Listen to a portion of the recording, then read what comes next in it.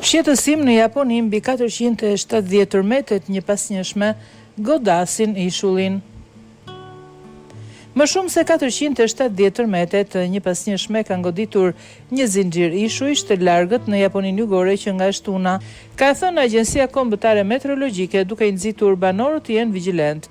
Nuk u raportuan dëme të mëdha pas serisë dridhjeve me magnitudë të paktën 1 ballë të shkallës Richter japoneze, të cilat u ndjen lehtë nga ata që ishin brenda ndërtesave.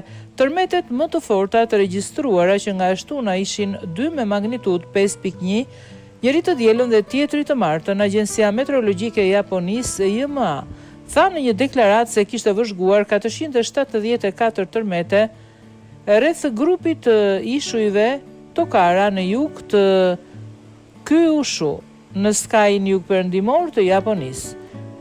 Aktiviteti sismik është rritur, duke patur parasysh se kjo zonë ka përjetuar periudha të zgjatura të aktivitetit sismik në të kaluarën.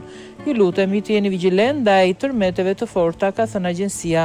Në të kaluarën rajoni grupit të ishujve Tokara ka përjetuar një numër të madh tërmetesh në një periudhë të shkurtër kohore, më së shumti në shtator 2023, ku u regjistruan 346 tërmete gjatë 15 ditëve.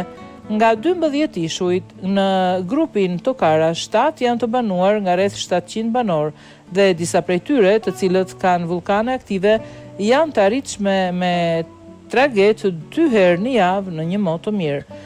Në 1 janar 2024 një tërmet me magnitudë 7.5 ballë, më i forti që ka goditur vendin në më shumë se 10 vjet, goditi gadishullin Noto në Japoninë qendrore. Ai vrau 470 persona, përfshirë shumë banor të moshuar që vdiqën në ditët që pasuan.